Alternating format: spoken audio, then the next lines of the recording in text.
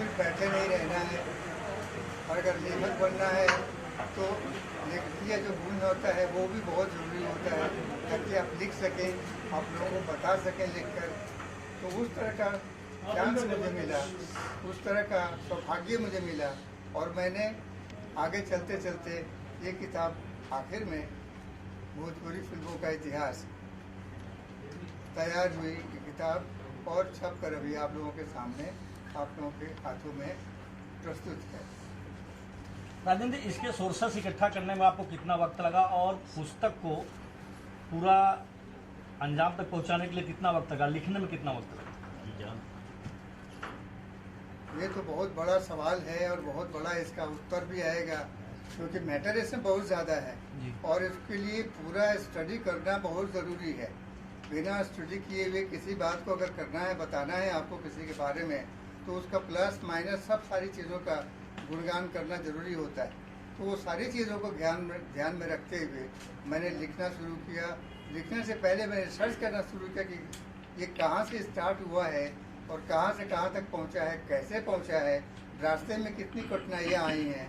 उन सारी कठिनाइयों का जिक्र करना भी ज़रूरी होता है, तब मालूम होता है कि उस चीज़ की पर्सनालिटी क्या है, उसकी कीमत क्या है, ये जानना बहुत ज़रूरी होता है। इसलिए मैंने जब शुरू किया काम, तो इसमें आप सोच सकते हैं कि 50 साल का हिस्ट्री लिख रहा हूँ मैं, तो 50 साल के लिए तो कम से कम आपको कई महीनों की इसमें ज़रूरत पड़ेगी। स्टडी करके, अच्छी तरह से मीमांसा करके, फिर उसके बारे में प्लस माइनस लिखना ज़रूरी हो जाता है। तो मैंने किया, और इसके लिए खुशी की बात यह है कि मेरे पास टेलीविज़न था, मेरे पास सब जो सुविधाएं होती हैं आजकल के पत्रिकाओं के जरिए, माध्यम सब मुझको मिलते रहे, और मैं उन पर देखता रहा, पढ़ता रहा, लिखता रहा, कंटिन्यूअसली, रेगुलरली मैं इसको पढ़ता रहा, देखता रहा, और जो भी इसमें परिचय, जो भी परिवर्तन आता गया, वो सारी चीज़ों का जिक्र मैंने किया। अब जैसे इसमें मैंने देखिए, मैंने ये लिखा है कि ये 1962 में ये फिल्म बनी, गंगा मैया तो मेरी चढ़े, पहली भोजपुरी फिल्म। लेकिन जन्म से पहले 31 साल पहले 1931 में पहली हिंदी फिल्म बनी थी, बोलती फिल्म आलम आरा, उसमें इसका एक गीत लिया गया था कि, और वो गाना इतना हिट हुआ था, इतना हिट हुआ था कि लोगों की जबान को वो गाना था, हर लोग उसको गाते थे। और गाने में तो क्या है कि गाना के जरिए आप कहीं से भी कहीं पहुंच सकते हैं। तो ये जो गाना लिखा गया उसमें कि दर्शन के लिए मैं, उसका मतलब ये है कि मैं दर्शन के लिए तड़प रहा हूँ, तेरा दर्शन नहीं मिल रहा है, तेरे शब्द सुनाई नहीं पड़ रहे हैं, भगवान कहे तू मेरे सामने जल्दी से आ जा। तो ये भोजपुरी में गाना था। भोजपुरी तो मुझे भी आती है, मैं भोजपुरी बोल सकता हूँ, बोलता ही हूँ। तो कहते हैं ना कि देखर में छोटन लगे घाव करे गंभीर, ये भोजपुरी फिल्म ऐसी ही है तो बोली, लेकिन इसकी सीमा अंतर्राष्ट्रीय सीमा को पहुंचती है, छूती है, क्योंकि भोजपुरी बोलने वाले दुनिया के अधिकतर देशों में पाए जाते हैं, जो रहते हैं और अपना जीवन यापन करते हैं। तो ये भोजपुरी सिर्फ बोली नहीं है, इसके अंदर बहुत गुण है, इसके अंदर बहुत वजन है, और ये वजन किसी दूसरी बोली में नज़र नहीं आता है। चाहे वो मैथिली हो, चाहे वो बज्जिका हो, चाहे वो अंगिका हो, किसी में भी ये गुण दिखाई नहीं पड़ता है जो इसमें है।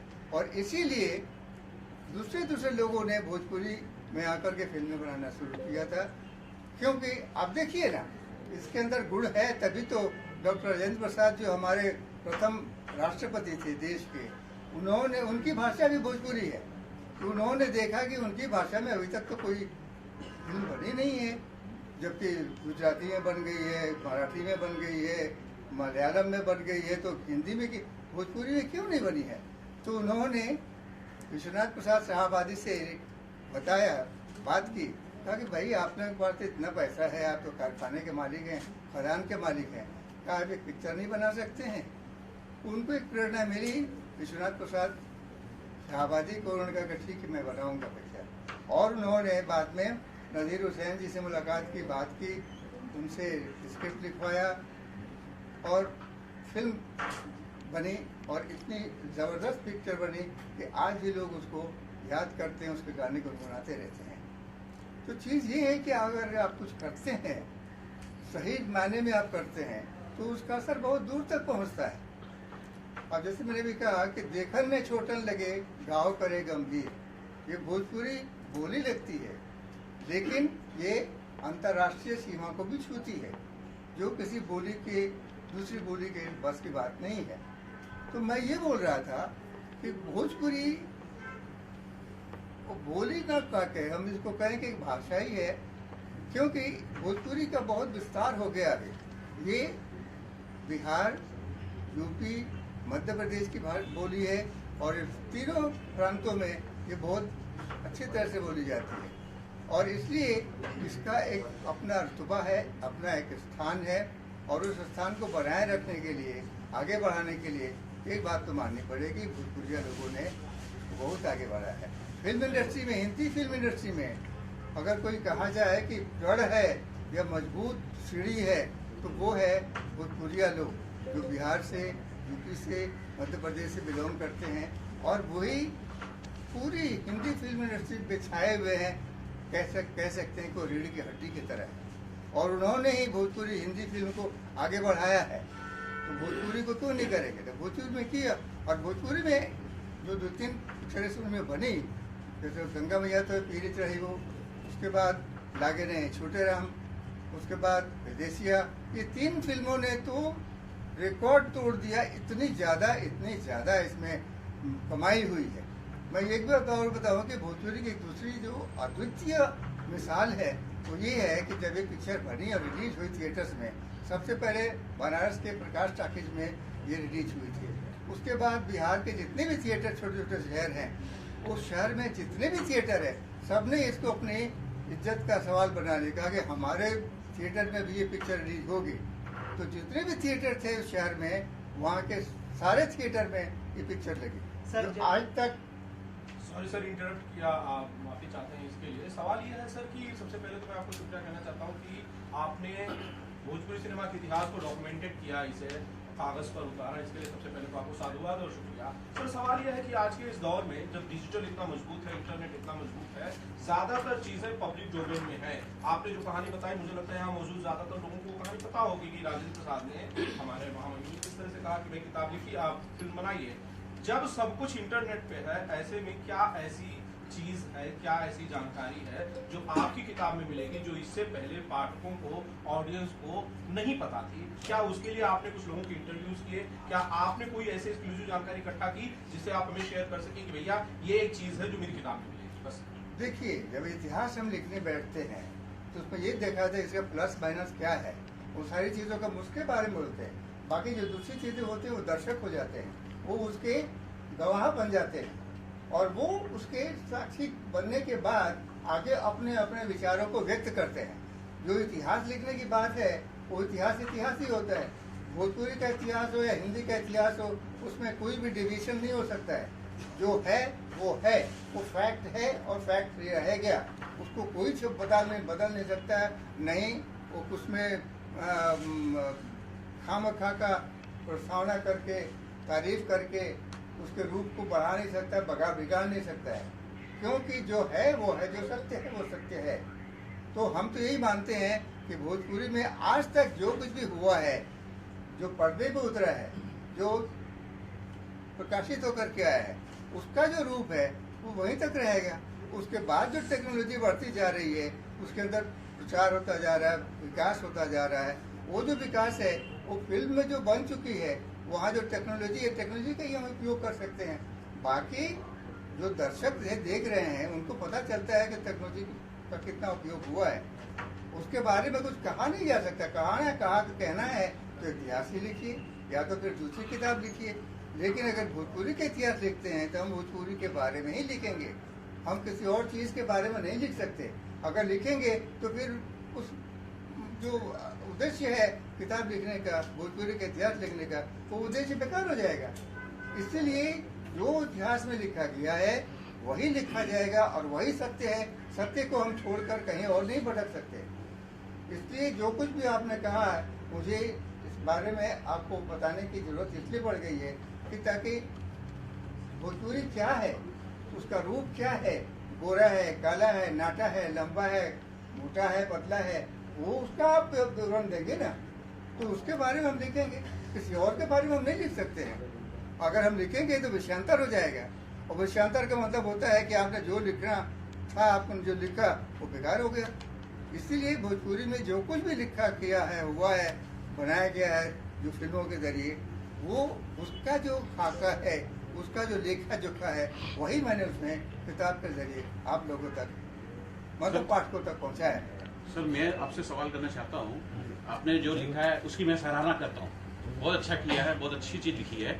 लेकिन मैं जानना चाहता हूँ कि ये जो दुनिया है तेजी से बदल गई है, डिजिटल हो चुकी है पूरी तरह से, तो पाठक वर्ग, जो पढ़ने वाले पाठक वर्ग है, मुझे लगता है बहुत कम हो गए हैं, डिजिटल पे ज्यादा है। तो आपने कुछ तैयारी की डिजिटल पे, क्योंकि पाठक वर्ग तो कम है, पढ़ने वाले लोग कम है।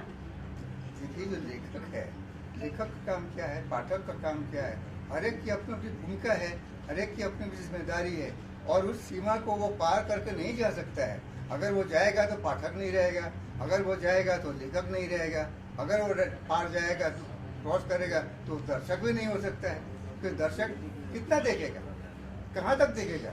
उसकी आंखों की अपनी एक सीमा होती है, पहचान होती है। अगर उसको नहीं पहचान सका ठीक से, तो फिर तो व्यक्तित्व का कोई ठीक से नहीं हो सका। उसका व्यक्तित्व का जो भी आप चित्रण कर रहे हैं वो सही ढंग से नहीं जाएगा लोगों तक। इसलिए हर एक की अपनी अपनी सीमा है, और हर एक को अपनी अपनी सीमा में ही रह के सारा काम करना है, तभी उस व्यक्ति का, उस वस्तु का रूप जो है, सही रूप, वो उभर कर लोगों के सामने आता है। तो अभी जो टेक्नोलॉजी की बात कर रहे हैं, वो टेक्नोलॉजी अलग है, लेखन अलग है। लेखन अगर जैसे यूट्यूब है, पहले तो यूट्यूब नहीं था, अब यूट्यूब आया है। अब इसी हिसाब से आगे हम बढ़ते जाएंगे, उसी तरह से टेक्नोलॉजी बढ़ती जाएगी और उसका प्रदर्शन लोगों तक पहुंचता जाएगा। लेखक का काम है लिखना, वो उसके हाथ में कलम है, उस कलम का जितना भी सहारा ले सकता है, जहाँ तक वो पहुँचा सकता है लोगों तक, वहाँ तक वो पहुँचाने की कोशिश करता है।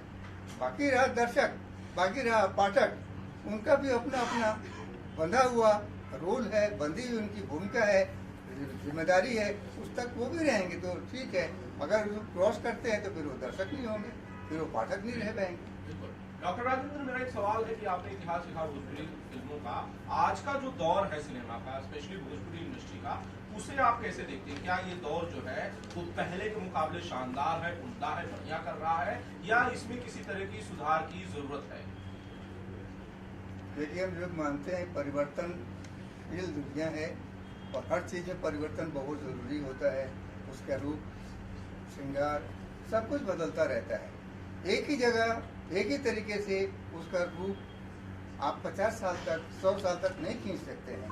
उम्र का भी एक तकाजा होता है, ज्ञान का भी तकाजा होता है, अनुभव का भी तकाजा होता है।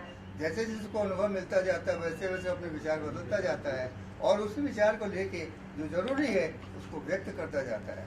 तो हम यही कहेंगे कि जो भी विचार है, आज का जो विचार है, कल वो जरूरी नहीं है कि वो सही रहेगा। हो सकता है उसमें कुछ मिलावट आ जाएगी, कुछ उसमें वृद्धि हो जाएगी, घटाव नहीं होगा उसमें सिर्फ वृद्धि होगी, और उसके रूप में कुछ परिवर्तन आएगा जो उसके रूप को आगे बढ़ाएगा, खूबसूरती को बढ़ाएगा। ये चीज़ है, ये हम ये मानते हैं कि माध्यम का सबसे पहला गुण क्या है कि जो उसके सामने आता है उसको कैच करता है। जो उस रूप में आता है सामने, उसी रूप में वो कैच करता है, उसको और कुछ ऐड नहीं कर सकता है, कुछ भी उसे जोड़ नहीं सकता है, तब घटा सकता है कि जो है वो है। सर, मेरा सवाल आपसे है, मुझे बहुत खुशी है कि आपने भोजपुरी सिनेमा के इतिहास पर एक किताब लिखी है। मैं बस ये जानना चाहता हूँ कि ये किताब, सीधी सी बात, आपने 1931 से जोड़कर इसे बखूबी बताया है। 1931 से कब तक का इतिहास आप भोजपुरी सिनेमा का इसमें दर्शकों के लिए पेश कर रहे हैं?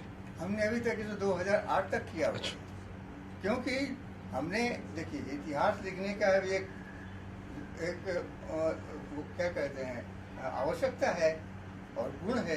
क्योंकि आप जब इतिहास किसी के बारे में लिखते हैं तो कम से कम 10 साल बाद तक उसको जोड़ना पड़ता है कि उसका 10 साल के बाद तक उसका रूप क्या होगा, या 10 साल पहले तक आप नहीं कर सकते हैं, क्योंकि उसका रूप अधूरा रहेगा। मान लीजिए 2005 तक आपने अगर इतिहास लिखा है तो उसको आप 2010 तक 2012 तक आगे बढ़ेंगे, 5 साल 7 साल आगे बढ़ेंगे, तब जाके उसका रूप जो 2005 का है वो सामने आएगा, नजर आएगा। इसलिए जो भी इतिहास लिखा जाता है उसमें 10 साल का गैप हम लोग रखते हैं कि ताकि वो 10 साल के अंदर उसका जो रूप परिवर्तन होता है, उसका जो रूप धारण होता है, उसका जो स्थायी रूप आता है वो लोगों तक पहुंचता है। हम आज की बात अगर लिखते हैं तो इतिहास नहीं होगा, ये घटना हो सकती है, इतिहास नहीं हो सकता है। 5 साल के बाद हम यही घटना इतिहास बन जाएगी। तो इसलिए जब इतिहास लिखते हैं तो 10 साल का हम लोग मार्जिन रखते हैं कि जब भी हम लिखते हैं 10 साल, अगर मान लीजिए ये 2023 है तो कम से कम 7 साल पीछे तक का हम लिख सकते हैं, 2015 तक का हम लिख सकते हैं, उसके बाद का हम नहीं लिख सकते हैं क्योंकि उसमें कुछ भी परिवर्तन आ सकता है टेक्नोलॉजिकली। राजन जी, इस पुस्तक में किन हीरो का आपने जिक्र किया और किन हीरो का आपने दरकिनारा कर दिया? ये तो सवाल मुझे अच्छा नहीं लग रहा है, इसलिए कि जो हुआ है वो हुआ है। जिसने रोल किया है उसने रोल किया है, जिसने रोल नहीं किया है उसको हम कैसे रोल दे सकते हैं? नहीं, जिसका 2008 नहीं है। तक की आपने बात की है तो उसमें 2008 के बाद कई सारे जो ऐसे कलाकार है, खेसारी लाल और भी तरीके के कलाकार, उनका देखिए जिक्र खेसारी नहीं लाल हुआ है। 2008 के बाद, उससे पहले के नहीं। अगर हैं तो उस वक्त उनकी बनावट हो रही थी, वो बन रहे थे।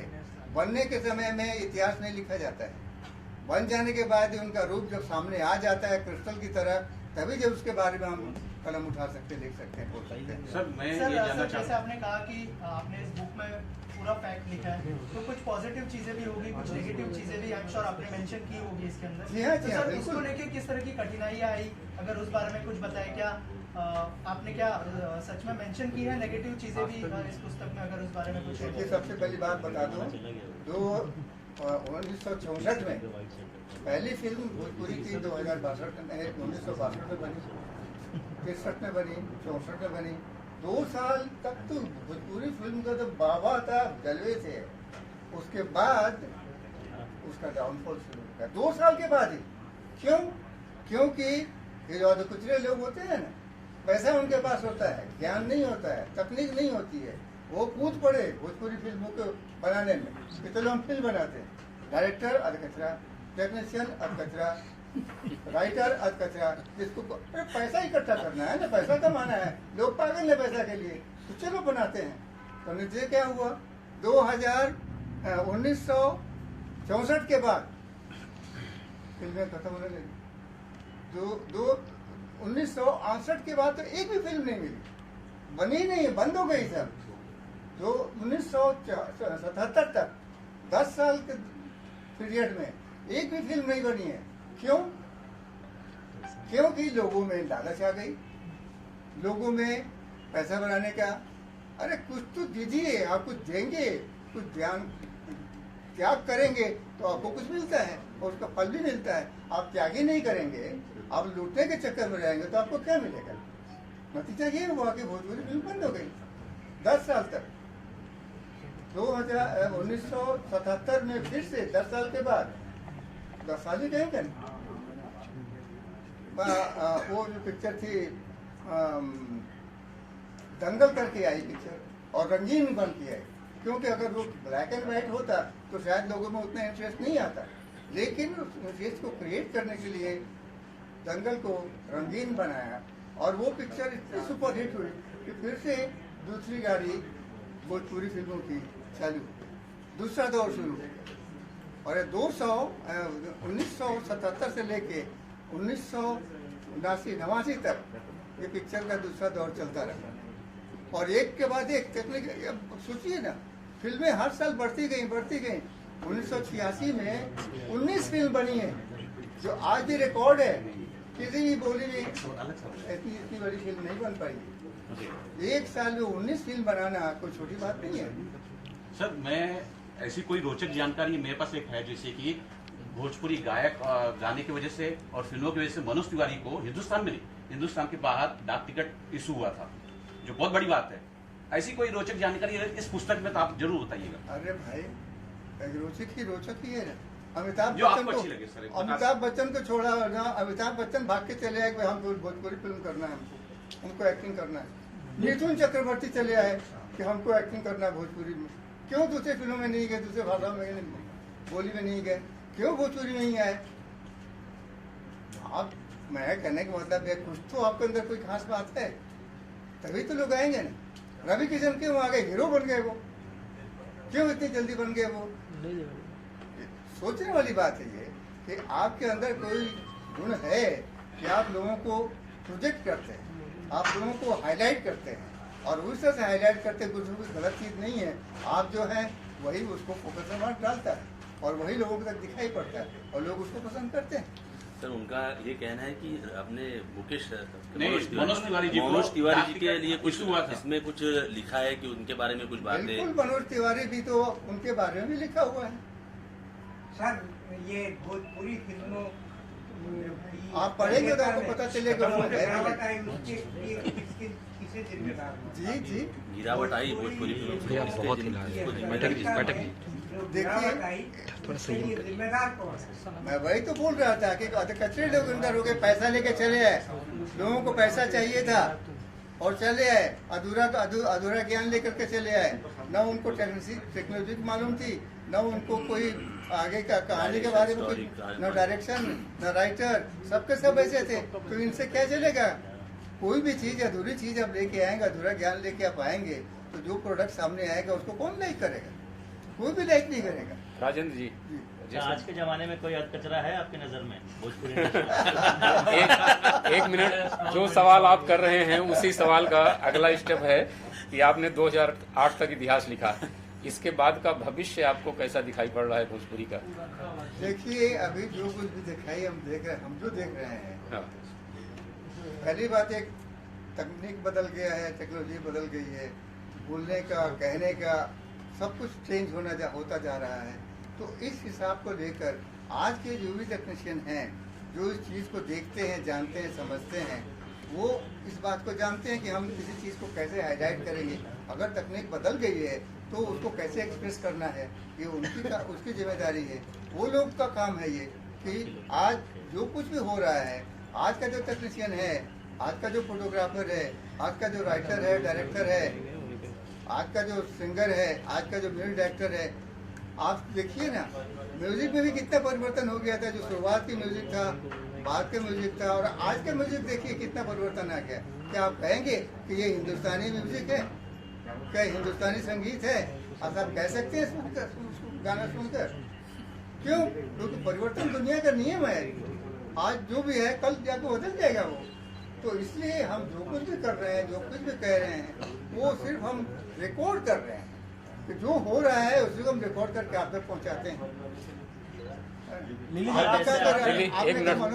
जैसे आपने कहा कि बदलाव प्रकृति का नियम है, तो आज का दौर जो है वो ऑनलाइन का दौर है, तो आप पुस्तक लेकर क्यों आ रहे हैं? कोई खास वजह? देखिए, ऑनलाइन सबके बूते की बात नहीं है। ऑनलाइन के लिए सामने तो कुछ चाहिए ना आपको देखने के लिए। कौन लाएगा? लिखेगा तभी तो आएगा ना सामने।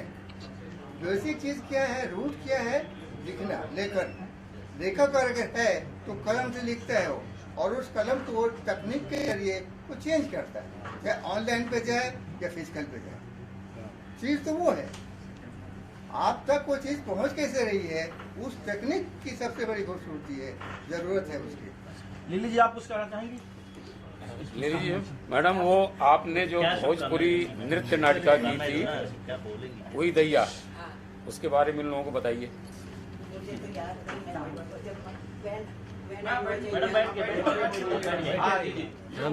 जब मैं छोटी थी, हीरोइन थी, तभी मैंने उड़ी दैया की। अभी मुझे कुछ भी याद नहीं है। उसका एक मुखड़ा याद है, that time I was a dancer. तो नृत्य नाटिका थी और कोई भोजपुरी प्रोड्यूसर ने बनाई थी नृत्य नाटिका। तो उसमें राज कपूर साहब चीफ गेस्ट बन के आए थे, और इन्होंने काफ़ी सारी भोजपुरी भाषा की थी, आर्टिस्टों की भी की थी, सबकी की थी। और इसमें मैं हीरोइन का रोल कर रही थी। इसमें गाने का मुखड़ा मुझे याद है, तो थोड़ा सा गलत हो तो पता नहीं। घूंघट है एक शाम सलोना, नैना है तारे, ज्यादा ना तड़पाओ गोरी, हम है रूप के प्यासे, के घूंघट खोलो ना, के घूंघट खोलो ना। ऐसे नृत्य नाटिकाएं होती थी, उसमें मैंने काम किया था। बहुत पूरी पिक्चर में अभी तक मुझे कोई प्रोड्यूसर ने बुलाया नहीं तो otherwise I am very interested to do the different type of role. Raj Kapoor ने क्या कहा था वो भी बता में दीजिए। भी एक प्रोड्यूसर बैठा है, वो भी बनाएंगे और बुलाएंगे तो ये एज में भी मैं तो टिल माय डेथ में स्टेज की रंग देवता की पूजा करना चाहती हूँ। बुलाएंगे तो काम करने जाएंगे, नॉट डिफिकल्ट। कोई भी लैंग्वेज में काम करो, मुश्किल नहीं होता है। सर आप मैं कहना चाहूँगा कि आप सभी बात अभी कर रहे थे कि डिजिटल का ज़माना है और उसमें ये बुक लिखी गई है, तो सबसे पहले तो बहुत बहुत इनका अभिनंदन करना चाहिए कि उन्होंने इतनी मेहनत की डिजिटल के ज़माने में। और जो बुक पढ़ने वाले हैं वो बुक ही पढ़ते हैं, कितना भी मोबाइल लेके आओ, मोबाइल पे 50 बार उंगली घुमाओ, ये घुमाओ, बहुत मगजमारी। तो मेरे हाथ में अगर बुक आएगी तो मैं पहले बुक पढ़ूंगा। तो बहुत बहुत धन्यवाद है इनका कि ऐसे डिजिटल के ज़माने में इन्होंने बुक लिखी है और ये उम्र के पड़ाव में, तो उनके लिए बहुत बहुत धन्यवाद करना चाहिए इनका। मैं एक दूर शब्द कहना चाहता हूँ भोजपुरी के बारे में। लेखक का सबसे बड़ा होता है, जो हर भोजपुरी चीज लेखन पे ही रहती है। स्टोरी अच्छी है तो कचरा भी चल सकता है। बहुत लेखक is a backbone of the story. लेखक हो चाहे वो गीतकार हो, ये सब बैकबोन ही होते हैं। और वो जो चित्रित करते हैं, बताते हैं कि हम किस रूप में हैं और कहाँ जा रहे हैं। अब आपको बताया मैंने कि जब भोजपुरी का सपना चढ़ा और लोगों ने भोजपुरी में फिल्में बनानी शुरू, भोजपुरी शब्द को लेकर, भोजपुरी टॉपिक को लेकर हिंदी में फिल्में बननी शुरू हुई। उस वक्त एक फिल्म बनी थी खिड़की। खिड़की में एक गाना रखा गया था, भोजपुरी में गाना था, वो हिंदी फिल्म थी, भोजपुरी में रखा गया था और वो था गांधी जी के ऊपर। दुल्हनिया तुझा वो बजरिया लाओ चुनरिया से खादी की, क्या खादी की, हाँ खादी की, जय बोलो महात्मा गांधी की, जय बोलो महात्मा। बहुत सही। ये चीज है कि जो जरूरत है उसी का चित्रण होता है और वही पब्लिक तक पहुंचाई जाती है। पब्लिक उसको पसंद करती है, गलत चीज पब्लिक कहीं पसंद नहीं करती है। सही कहा। आप बताइए सर। देखिए मैं बेसिकली फाइनेंस से हूँ, प्रोड्यूसर भी हूँ, लेकिन भोजपुरी पिक्चरों का अभी रीजनल फिल्मों का टाइम अच्छा है और अगर पिक्चरें बनेगी और अच्छी पिक्चरें बनी विद सब्जेक्ट अगर अच्छे हो तो डेफिनेटली भोजपुरी पिक्चरें भी चलेगी। और जो प्राइसिंग हो गई है उसको कंट्रोल करना बहुत ज़रूरी है। जो अभी हिंदी का देखकर भोजपुरी लोग भी, एक्टर भी उतना ही मांग रहे और पैसे का जो ये हो गया, जब तक कि पिक्चर देखने वाले नहीं जाएंगे तो कितना भी पैसा लगाओ तो कोई फायदा नहीं। पिक्चर देखने वाले जाना चाहिए थिएटर में, और ये सब पिक्चरें थिएटर की है। ये इस पे जब आनी है, इस पे डिजिटल पे आनी है, वो बात की है। पहले थिएटर में आदमी जाना चाहिए और थिएटर में लोग नहीं जा रहे। ये सब में मेरे ख्याल से अब मैं गलत नहीं हूँ, अब तो सब पार्टनर हो गए सब, फिर कैसा ही हो, मतलब सब पार्टनर बन गए। ये गलत है सर। एक जमाने में सिर्फ हीरो होता था, हाँ। कभी प्रोड्यूसर नहीं होता था। ये हिंदी का ही सीखते सब लोग। सलमान पार्टनर हो गया, वो पार्टनर हो गया। हिंदी में ही सिखाया है सब। भोजपुरी गीत ज्यादा चलते हैं। मनोज तिवारी गायक होते हुए हीरो बन गए। ये शांति बताइए, क्वाइट। मनोज तिवारी गायक होते हुए भी हीरो बन गए, कैसे बन गए? कहीं तो कुछ हुआ है, तालमेल तो कहीं कुछ हुआ है ना। पहले के लोगों में ये तालमेल नहीं था, वो सीधे लोग थे। अब सब प्रोड्यूसर बन गए सर, सब अब माल सब प्रोड्यूसर बन सब माल गए। कमाए। आप देखिए ना फिल्मों का बजट कितना आगे बढ़ गया है। क्यों?